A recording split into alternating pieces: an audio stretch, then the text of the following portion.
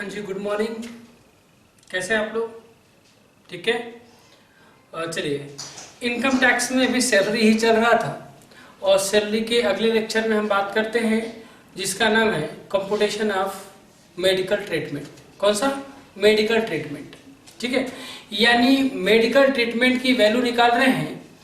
ये एक तरह का ये परक्यूजिस है। एम्प्लॉयर के द्वारा एम्प्लॉय को मेडिकल की फैसिलिटीज दी जाती है। तो जो मेडिकल की फैसिलिटीज दी जाती है तो कौन सी वैल्यू सैलरी में ऐड होगी और कौन सी ऐड नहीं होगी, इसी बात की हम डिस्कस करते हैं। तो मेडिकल फैसिलिटीज में कितना अमाउंट तक एग्जेम्प्ट होता है, कौन सा टैक्सेबल होता है, इसी चीज की हम डिस्कस करते हैं। मेडिकल परक्यूजिस क्या है? एम्प्लॉयर के द्वारा अपने एम्प्लॉय को दिया गया बेनिफिट जो मेडिकल ट्रीटमेंट के लिए है उसे ही मेडिकल परक्यूजिस के नाम से हम जानते हैं। डिस्कस करें, करते हैं। लिखा है medical treatment in India. Medical treatment कहाँ? इन इंडिया की आउटसाइड इंडिया। बड़े मेजर पोर्शन है, याद रखिएगा। मेडिकल ट्रीटमेंट इंडिया में हुआ है या आउटसाइड इंडिया हुआ है? सबसे बड़ा ये मेजर पोर्शन है। मेडिकल ट्रीटमेंट इंडिया में हुआ है कि आउटसाइड इंडिया हुआ है? तो चलिए मैं सबसे पहले डिस्कस करूंगा कि मेडिकल ट्रीटमेंट इंडिया में हुआ है। क्लियर? तो कुछ मैंने बॉक्स बना दिए हैं। बड़ी इजी वे में इसको समझा देता, लेकिन क्रिटिकली क्या बता रहा हूँ, थ्योरी में जब 20 मार्क्स में आता है तो थोड़ा प्रॉब्लम क्रिएट करता है। तो पूरी डिटेल में बता दे रहा हूँ चार्ट के थ्रू। क्लियर? लिखा है हॉस्पिटल। यह हॉस्पिटल में क्या क्या आता है? इंक्लूडिंग क्लिनिक भी आता है, डिस्पेंसरी भी आता है और नर्सिंग होम भी आता है। तो पहला लिखा है मेंटेन्ड बाय। ये मेडिकल या dispensary, nursing home, hospital maintained by employer. Employer ये कौन मेंटेन करता है? एम्प्लॉयर। यानी अगर एम्प्लॉयर का हॉस्पिटल है, अगर एम्प्लॉयर का हॉस्पिटल है, hospital, dispensary and nursing home किसका? एम्प्लॉयर का है, तो क्या होगा? Nature of medical facilities to employees and their family member. कोई भी हो, किसी तरह की बीमारी अगर एम्प्लॉय को या एम्प्लॉय के फैमिली मेंबर को हो जाता है और अगर मेडिकल वो क्लिनिक या हॉस्पिटल किसका है? एम्प्लॉयर का है, तो क्या होगा? तो होगा expenditure incurred by the employer. ये कौन एक्सपेंडिचर इनकर्ड करेगा? एम्प्लॉयर। ये खर्चा कौन बियर करेगा? एम्प्लॉयर। तो ये नॉट चार्जेबल टू टैक्स, तो उस पर टैक्स नहीं लगेगा। अगर सीधी लैंग्वेज में बोले तो क्या बोलेंगे? अगर हॉस्पिटल एम्प्लॉयर का है और एम्प्लॉय या एम्प्लॉय के किसी भी फैमिली मेंबर को अगर कोई बीमारी हो जाती है, उसकी इलाज एम्प्लॉयर के हॉस्पिटल में होता है और वो खर्चा एम्प्लॉयर बियर करता है, तो यह किसी तरह से टैक्सेबल नहीं होगा। क्लियर है? यही लाइन यहाँ लिखा है कि अगर हॉस्पिटल एम्प्लॉयर का है, एम्प्लॉय के किसी भी फैमिली मेंबर या एम्प्लॉय का वहां ट्रीटमेंट कराया जाता है और उसका सारा खर्चा एम्प्लॉयर बियर करता है, तो यह टैक्सेबल नहीं होगा। क्लियर है? आगे मेंटेनेंस बाय। अगर मेंटेन्ड बाय, अगर ये क्लिनिक एम्प्लॉयर का ना होके इनका होता है, नीचे दिया गया है, देखिए किसका है?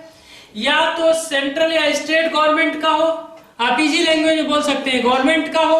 गवर्नमेंट में दोनों गवर्नमेंट, सेंट्रल गवर्नमेंट, तीनों government, central government, state government या लोकल अथॉरिटी, इनका हो। लिख दिया लोकल अथॉरिटी का हो, एनी अदर पर्सन का हो, लेकिन अदर पर्सन किसी का हो बट अप्रूव्ड बाय गवर्नमेंट। लेकिन वो किससे अप्रूव्ड हो? गवर्नमेंट से अप्रूव्ड हो। यानी दूसरे पॉइंट में आप बोल सकते हैं कि वो गवर्नमेंट हॉस्पिटल हो। अगर वो गवर्नमेंट हॉस्पिटल है तो एम्प्लॉय का या एम्प्लॉय के किसी भी फैमिली मेंबर का कोई ट्रीटमेंट होता है, कोई भी इलाज होता है, तो जो एक्सपेंडिचर अगर एम्प्लॉयर खर्च करता है, ये एक्सपेंडिचर किसने किया है? एम्प्लॉयर ने, तो it is chargeable to tax? नहीं, नॉट चार्जेबल टू टैक्स। ये चार्जेबल टू टैक्स नहीं है। यानी इजी लैंग्वेज में बोले, अगर हॉस्पिटल गवर्नमेंट का है, चाहे central government, state government, local authority या कोई व्यक्ति चलाता है जो गवर्नमेंट से अप्रूव्ड करा के चलाता है, और एम्प्लॉय का या एम्प्लॉय के फैमिली मेंबर का इलाज का खर्चा, कोई भी इलाज हो, इलाज का खर्चा एम्प्लॉयर बेयर करता है तो इसके परक्यूजिस की वैल्यू नील हो जाती है, यानी यह चार्जेबल टू टैक्स नहीं है। क्लियर? आगे हेल्थ इंश्योरेंस पॉलिसी अगर आपने ले लिखा है for treatment for prescribed disease given in the, जो अगर हेल्थ इंश्योरेंस का ले रखे हैं, हेल्थ इंश्योरेंस का ले रखे हैं तो रूल 3A में जो प्रिस्क्राइब्ड है उसी का लिया जाता है। कौन एम्प्लॉयर ने बियर किया हुआ है तो भी चार्जेबल टू टैक्स नहीं। अगला आता है maintained by the any other person, यानी अगर कोई प्राइवेट क्लिनिक है, अगर कोई प्राइवेट क्लिनिक है, इन इंडिया की ही बात हो रही है बेटा, इन इंडिया की, तो अगर कोई प्राइवेट क्लिनिक है तो क्या होगा, किसी भी तरह का कोई इलाज, एनी का मतलब किसी तरह का कोई इलाज होता है तो, और वो खर्चा कौन, एम्प्लॉयर बियर करता है, तो एम्प्लॉई या एम्प्लॉई के फैमिली मेंबर का किसी तरह का इलाज होता है प्राइवेट में तो 15,000 रुपए एग्रीगेट टोटल जोड़ के 15,000 रुपए तक खर्चा क्या है, एग्जेम्प्ट है ना, टैक्स नहीं लगेगा। अब 15,000 के ऊपर अगर एम्प्लॉयर को एम्प्लॉई को देगा तो वह टैक्सेबल का पोर्शन बन जाएगा। यानी अगर मेडिकल ट्रीटमेंट इन इंडिया की बात करें तो बहुत इजी तरीके से बात करते हैं। पहला बोलते हैं अगर एम्प्लॉयर का हॉस्पिटल है तो एम्प्लॉई के या एम्प्लॉई के फैमिली मेंबर का किसी का भी ट्रीटमेंट किया जाता है और उसका सारा खर्चा एम्प्लॉयर बियर करता है तो टैक्स चार्ज नहीं होगा। दूसरा बोलते हैं अगर वो गवर्नमेंट का हॉस्पिटल है, गवर्नमेंट में कौन आता है, या तो सेंट्रल गवर्नमेंट या तो स्टेट गवर्नमेंट या लोकल अथॉरिटी या कोई पर्सन ही चलाता है लेकिन गवर्नमेंट से अप्रूव्ड होता है, तो उस केस में जो एम्प्लॉयर अगर खर्चा बियर करता है तो कोई भी टैक्स चार्ज नहीं होगा। कैसा खर्चा, एम्प्लॉय या एम्प्लॉय के फैमिली मेंबर के इलाज का खर्चा।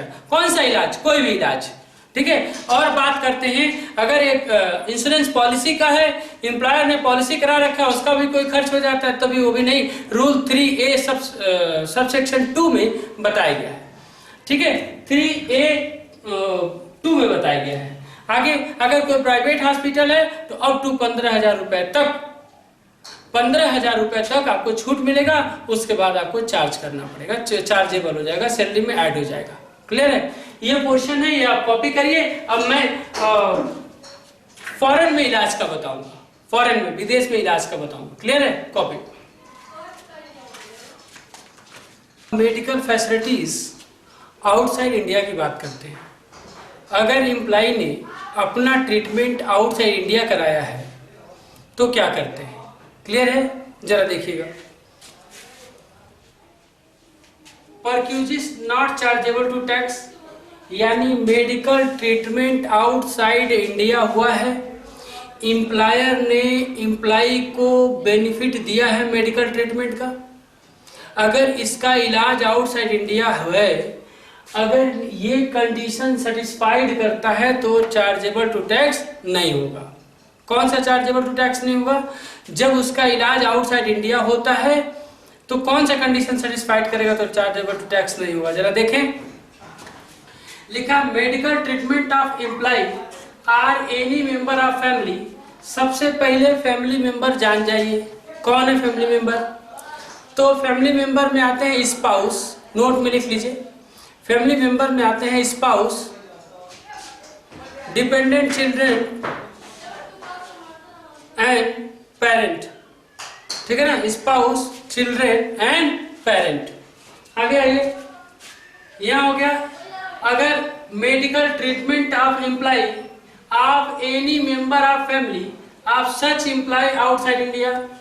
अगर एम्प्लॉय का आउटसाइड इंडिया ट्रीटमेंट होता है या एम्प्लॉय के किसी मेंबर का, तो क्या हो गया, जितना आरबीआई ने कहा है उतना एग्जेम्प्ट हो जाएगा, जितना आरबीआई ने कहा है उतना क्या हो जाएगा, एग्जेम्प्ट हो जाएगा।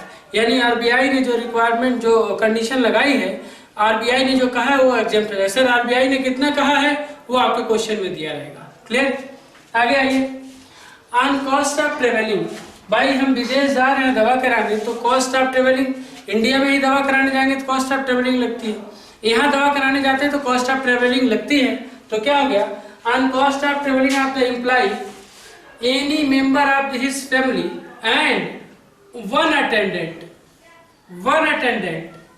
यानी जब आप कहीं मरीज जाता है तो हॉस्पिटल में देखे होंगे लिखा होता है एक मरीज के साथ एक ही गार्जियन रह सकता है, यानी एक मरीज के साथ उस मरीज का देख रेख करने के लिए अगर कोई विदेश जाता है तो विदेश जाने पर दवा का खर्चा तो केवल पेशेंट पर आएगा, एम्प्लॉय के फैमिली मेंबर। लेकिन विदेश जाएगा तो एम्प्लॉय, वो जो बीमार व्यक्ति है, क्या वो अपना देख रेख कर सकता? नहीं। उसके साथ एक लोग जाएंगे कि नहीं जाएंगे? जाएंगे। सर एक लोग नहीं, 3 लोग जाएंगे। ठीक है, 3 लोग जाएं, लेकिन छूट कितने की मिलेगी? केवल एक अटेंडेंट की। अटेंडेंट का मतलब एक देख रेख करने वाला व्यक्ति। तो विदेश जाते हैं जितने लोग, दवा जिसका होगा उसका छूट मिलेगा।